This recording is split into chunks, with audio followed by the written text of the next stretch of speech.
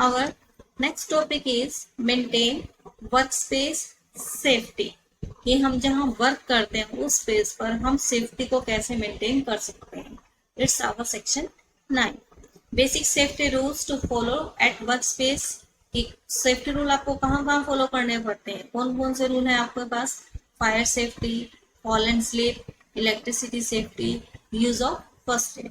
Every organization must follow a standard set of safety rules and procedure. Her organization को कुछ ना कुछ rules follow करने पड़ते हैं.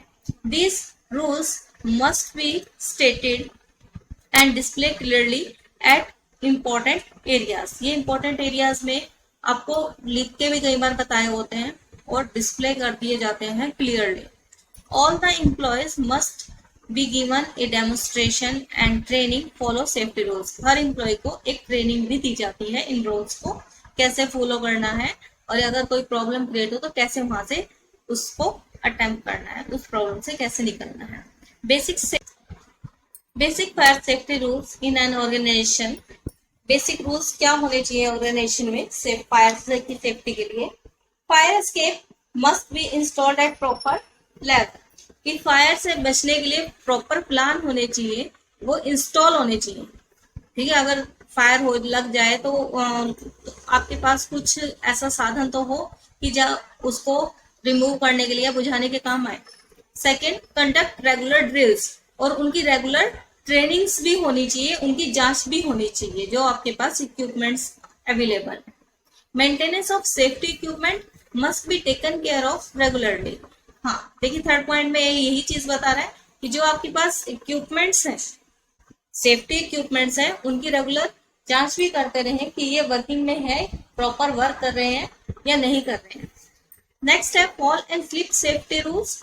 अगर fall and slip safety rules में क्या फॉलो करोगे कि work space must be proper ventilated. कि जो आपका वर्क स्पेस है वो प्रॉपर वेंटिलेटेड हो, धूप भी आती हो कि अगर कुछ मान लो पानी वगैरह हो गया है या आपने कुछ गीला किया है तो प्रॉपर सूख जाए.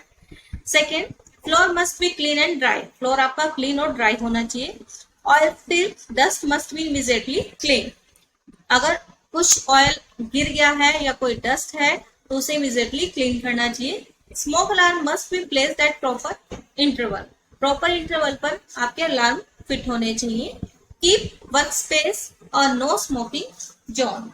जो आपका वर्क स्पेस है वहां पर मैनी प्लेसेस पर नो स्मोकिंग जोन का इस तरह से आपके नोटिस होने चाहिए. नेक्स्ट है electrical safety rules.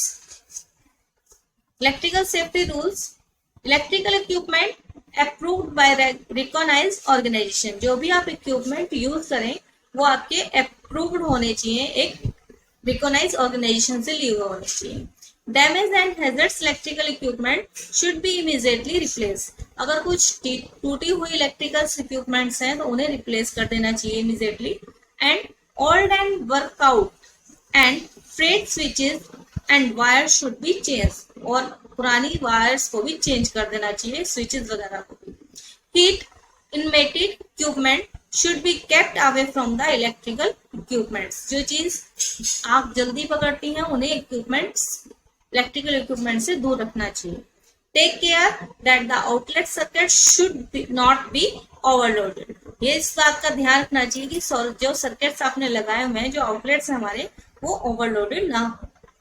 Use of first aid. First aid is the immediate assistant provided to injured to save life. First aid क्या होता है, जो आपको फर्स्ट कोई इंजर्ड पर्सन हो गया है तो आप उसको जो ट्रीटमेंट देते हो उसे हम फर्स्ट एड बोलते हैं, उसकी लाइफ को सेव करने के लिए.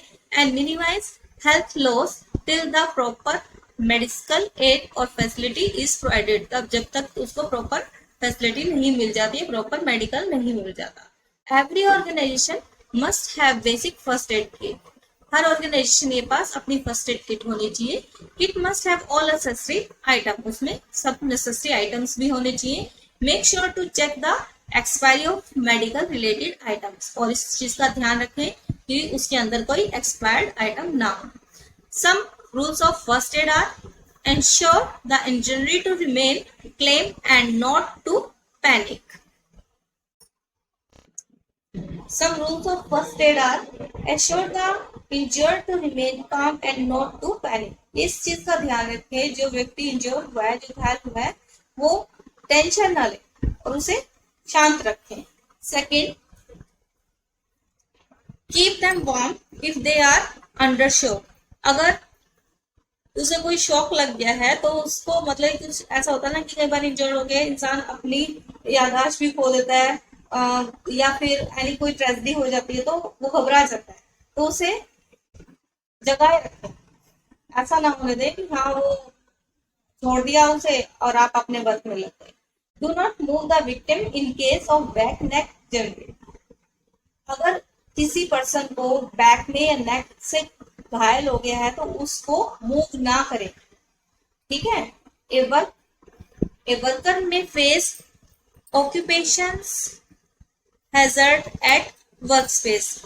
वर्कर जो होते हैं वर्क करते हुए इस टाइम अगर इन बातों का ध्यान रखें तो ये सेफ्टी रूल्स हैं जो उन्हें फॉलो करने चाहिए। इससे आप सेव कर सकते हो किसी भी पर्सन की लाइफ इन चीजों को ध्यान में रख के।